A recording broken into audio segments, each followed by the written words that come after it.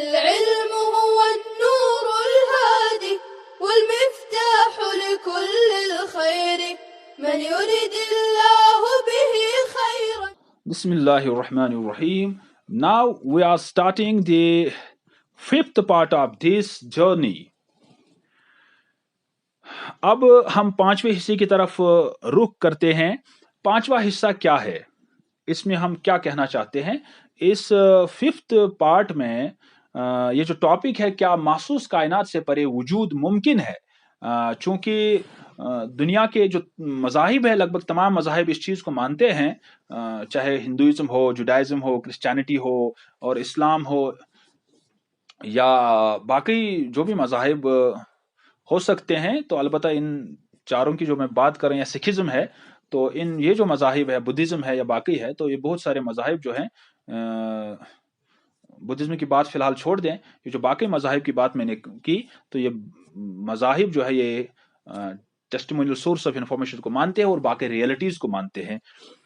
तो यहाँ पर हम मौलाना अशरफ अली थानवी रहमहुल्लाह की किताब में जो उनका एक रिसाला है अल-इंतिबाहतुल मुफीदा, असल में वो उन्होंने अलीगढ़ यूनिवर्सिटी में, अलीगढ़ मुस्लिम यूनिवर्सिटी में एक लेक्चर दिया था अपने ज़माने में, तो फिर उसको मुरतब करके उसको एक रिसाले की सूरत में तब्दील किया है और उसका नाम अल-इंतिबाहतुल मुफीदा रखा है. तो उसमें उन्होंने कुछ प्रिंसिपल्स दी है, उनमें से मैंने सिर्फ 3 प्रिंसिपल्स का इंतखाब किया है.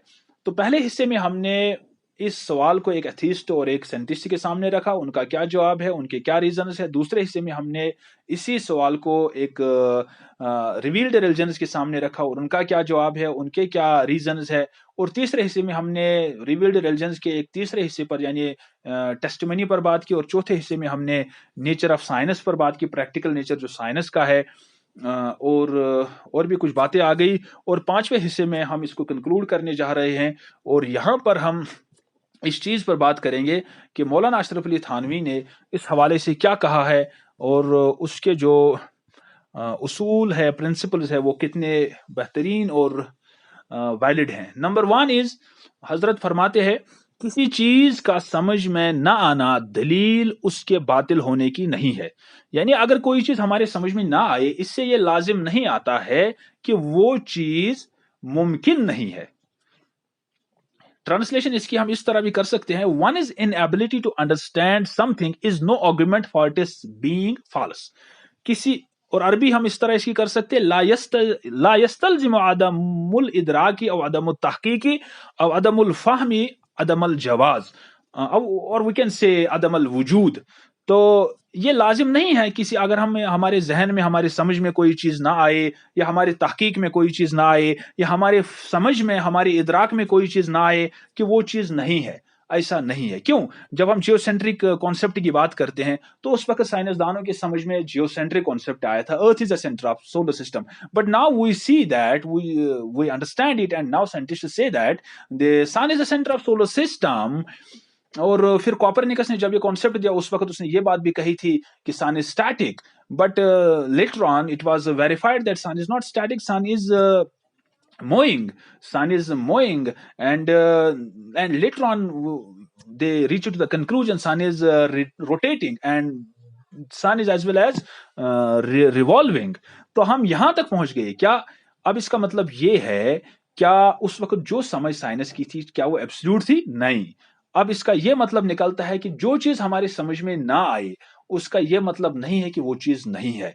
कि जब मिडिल, समझो कि ग्रीक से लेकर 14 सेंचुरी तक, गलीलियो तक जब ये तहकीक और ये जो समझ साइंसदानों के पास थी, वो यही थी कि earth is the centre of solar system.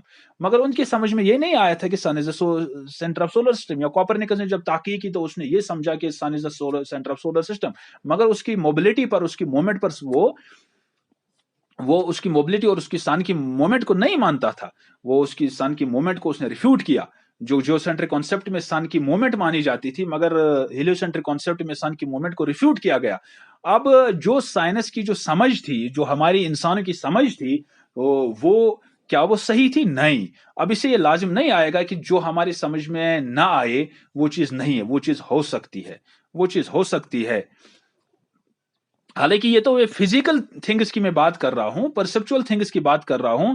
जिस परसेप्शन और इंडक्शन की साइंस और एथीज्म बात करते हैं या मज़ाहिब भी बात करते हैं, तो उस इंडक्शन और परसेप्शन की मैं बात कर रहा हूं कि इस चूंकि इंडक्शन और परसेप्शन हम फिजिकल थिंग्स के साथ ही डील करते हैं, और जब हम इन फिजिकल थिंग्स के साथ डील करके इस यानी कंक्लूजन में गलत नतीजे तक पहुंच सकते हैं, तो फिर नॉन फिजिकल थिंग्स के बारे में ये हमारा कंक्लूजन कैसे सही होगा?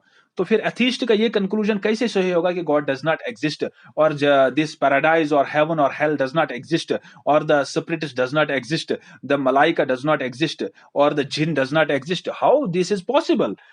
फॉर एग्जाम्पल, ये ऐसी बात है कि अगर हम किसी यूएसजी के किसी एक्सपर्ट के पास जाएंगे वो अल्ट्रासोनोग्राफी के लिए, तो उसको हम कहेंगे बाबा मुझे ब्लड केमिस्ट्री करनी, मुझे ब्लड केमिस्ट्री बताइए मेरी क्या है, मुझे ब्लड केमिस्ट्री का टेस्ट करना था, ब्लड सैंपल मेरा लीजिए। वो कहेगा बाबा मैं तो यूएसजी कर रहा हूँ, चलो आप ठीक ठीक मेरी तरफ देखो, या आप इस बेड पर लेट जाओ, तो यूएसजी मशीन लेकर वो आएगा और हमारे बॉडी के ऊपर फेर कर कहेगा बाबा ये है आपकी ब्लड केमिस्ट्री।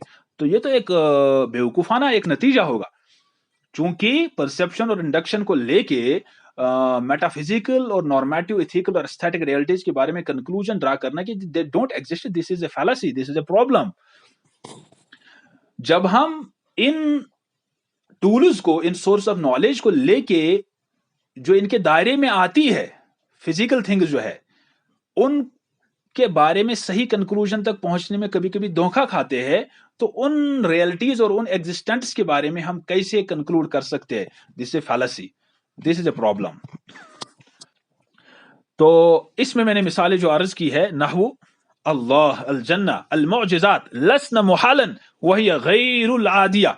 ये जो मौजिज़ात हैं, मिरेकल्स हैं, मिरेकल्स जो होते हैं लस्न मुहालन, वो मुहाल नहीं है, बट वो नॉन हैबिचुअल है। चूंकि हमारे हैबिट में नहीं है, इसलिए हमें लगता है कि ऐसा नहीं हो सकते। फॉर एग्जाम्पल, अगर हम आज से 50 साल 100 साल पहले वाले आदमी को यहाँ लेके आएंगे, उसको कहेंगे बाबा देखो हम यहाँ से एक डब्बे को लेकर बात करते हैं अमेरिका के आदमी से हजारों किलोमीटर दूर, वो कहेगा आप तो पागल है, ऐसा कैसे हो सकता है? वो ये ऐसा जवाब क्यों कहेगा? वो जवाब इसीलिए कहेगा चूंकि उसने ऐसा नहीं देखा है, उसने ऐसा होते हुए नहीं देखा, उसकी जिंदगी में ऐसा नहीं हुआ है, वो इस चीज से मानूस नहीं है, इसलिए उसका ये जवाब होगा। बट दिस इज पॉसिबल, और ये हम देख रहे हैं। अगर हम किसी को आज से 100 साल पहले किसी आदमी से ये कहेंगे, किसी नॉन मुस्लिम से या किसी आदमी से भी कहेंगे बाबा हवा में, यानी 200 साल पहले कहेंगे मैं हवा में उड़ रहा हूं, मैं हमारे पास एक डब्बा है, एक समझो कि एक गाड़ी है, तो मैं हवा में उड़ रहा हूं, वो कहेगा पागलपन है, हवा में कैसे उड़ेगा? मगर now this is reality, now this is reality.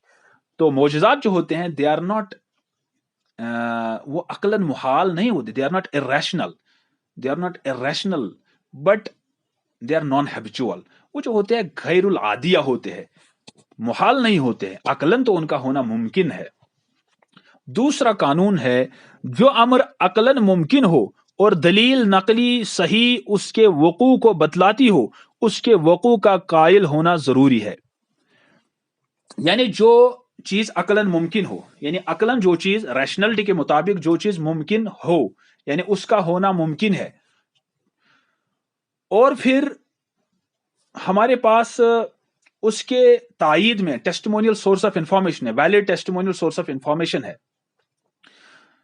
तो कहते हैं कि फिर हमें उसको उसी तरह मानना चाहिए।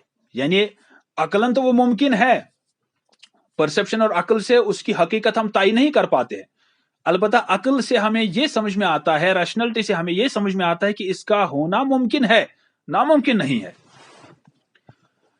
और दलील नकली से valid testimonial source of information से हमें ये इसकी तायीद होती है, यानी इसकी हकीकत बतलाई जाती है, तो हमें फिर उसी तरह उसको मानना चाहिए, उसी तरह कायल होना चाहिए जिस तरह टेस्टिमोनियल सोर्सेज उसको बयान करते हैं।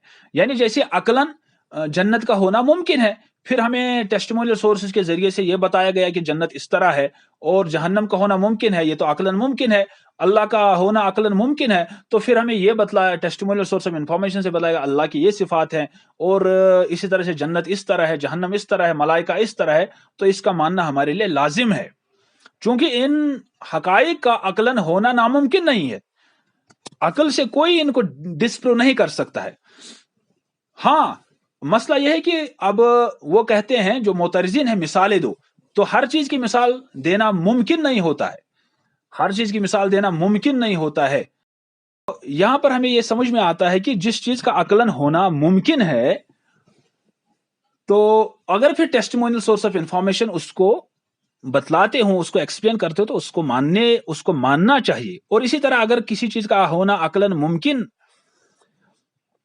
تو اس کو میں ٹرانسلیٹ کرتا ہوں، if a thing is rationally possible and its existence is attested by a sound report, then it is necessary to accept its existence. On the other hand, if it is non-existence is attested، اگر اس کی naan existence attest کی جاتی ہے، اس کی naan existence testimonial source سے بتلائی جاتی ہے by sound report, then it is equally necessary to understand it is non-existence. It is non-existence. اس کو عربی میں ہم نے اس طرح لکھا ہے، یستلزم الایمان بالامر الذی یمکن عقلا ویثبت بالدلیل النقلی الصحیح واقص حقا ایضا، جیسے وجود السماوات، تو آسمانوں کا ہونا ممکن ہے، آسمانوں کا ہونا ممکن ہے۔ ابھی سائنسدان چونکہ یہاں تک نہیں پہنچے ہیں، یہ جو انسانی تحقیق ہے وہ یہاں تک نہیں پہنچی ہے، اب اس کا یہ مطلب نہیں ہے کہ یہ چیز نہیں ہے، اس کا مطلب یہ نہیں ہے کہ یہ چیز نہیں ہے، عقلاً اس کا ہونا ممکن ہے، عقلاً اس کا ہونا ممکن ہے۔ تو اب جب دلیل نقلی جو ہے، جس کو ہم ٹیسٹمنی کہتے ہیں، قرآن اور حدیث کہتے ہیں، تو اب جب ساؤنڈ رپورٹ سے ہمیں یہ چیز واضح ہو گئی کہ آسمان ہے اور 7 اجسام ہے، بڑے بڑے اجسام ہے، اسی طرح زندگی، مرنے کے بعد زندگی ہے، پل صراط ہے، میزان ہے، حساب و کتاب ہے، حساب و عطاب ہے، یا جنت و جہنم ہے، تو ان چیزوں کا ماننا لازمی ہو جاتا ہے۔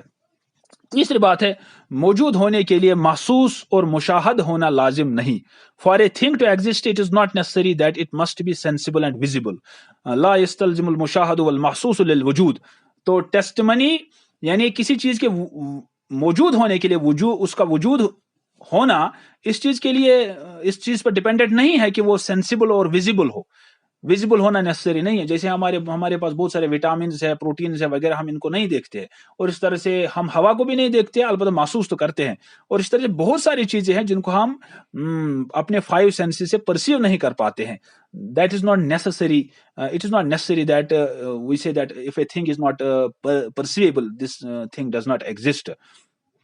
تو کسی چیز کا اس سے یہ لازم نہیں آتا ہے کہ اگر کوئی چیز ہمیں محسوس نہ ہو یا ہم اس کو نہ دیکھے تو وہ چیز موجود نہیں ہے۔ ایسا نہیں ہے کہ جب تک اس ٹیسٹمنی کا مضبوط مشاہدے سے رد نہ ہو تب تک وہ ٹیسٹمنی قابل قبول ہے۔ تو یہاں سے جیسے وجود السماوات ہے، تو یہاں سے ہمیں یہ سمجھ میں آتا ہے ان کو سمجھنے سے کہ جو چیز عقلاً ممکن ہو اور جو چیز عقلاً ممکن ہو، یعنی جو چیز اور ہمیں نہ سمجھ میں آئے، تو یہ ضروری نہیں کہ وہ چیز نہ ہو، اس چیز کا ہونا ممکن ہے، اس چیز کا ہونا ممکن ہے۔ پھر اگر دلیل نقلی ٹیسٹمنی، ویلڈ ٹیسٹیمونیل سورس ہمیں یہ بتلائے کہ یہ چیز ہے اور اس طرح ہے، تو اس کا ماننا ضروری ہے، اور اس چیز کے لیے مشاہد یا ویزیبل یا محسوس ہونا ضروری نہیں ہے، کیونکہ کسی چیز کا ناممکن ہونا الگ چیز ہے اور سمجھ میں نہ آنا الگ چیز ہے۔ اگر کسی چیز کا ناممکن ہونا ہے تو وہ چیز ناممکن ہے، ہاں اگر کوئی چیز سمجھ میں نہیں آتی ہے وہ تو دوسری بات ہے۔ اگر میرے پاس ایک USG ہے اور اس سے میں بلڈ کیمسٹری نہیں لے پاتا ہوں، تو یہ تو پرابلم انسٹرومنٹ کی ہے، یہ تو پرابلم تو میری ہے، یہ تو پرابلم اس کی نہیں ہے کہ بلڈ کیمسٹری کی نہیں ہے۔ تو اسی طرح سے اگر میرے پاس کوئی الگ انسٹرومنٹ ہے، ایکس رے کا ہے، تو میں کہتا ہوں MRI میں اس سے لے لوں، نہیں ایسا نہیں ہو سکتا ہے، تو ایکس رے سے ایکس رے ہو سکتا ہے۔ تو اس لیے ہمیں اپنے ٹولز کو بڑھانا ہے، ایڈوانسمنٹ کی ضرورت ہے، ٹیسٹیمونیل سورس آف انفارمیشن کو ایکسیپٹ کرنے کی ضرورت ہے، اس کو جانچنے کی ضرورت ہے، ان کو دیکھنے کی ضرورت ہے، ان کو پرکھنے کی ضرورت ہے، تو آگے چل کر انشاءاللہ یہ سب مسائل ہمارے لیے حل ہوں گے۔ تو اس طرح سے ہم یہ کنکلوڈ تھانوی صاحب کے انہی کلمات سے کرتے ہیں۔ شکراً والسلام علیکم ورحمۃ اللہ وبرکاتہ۔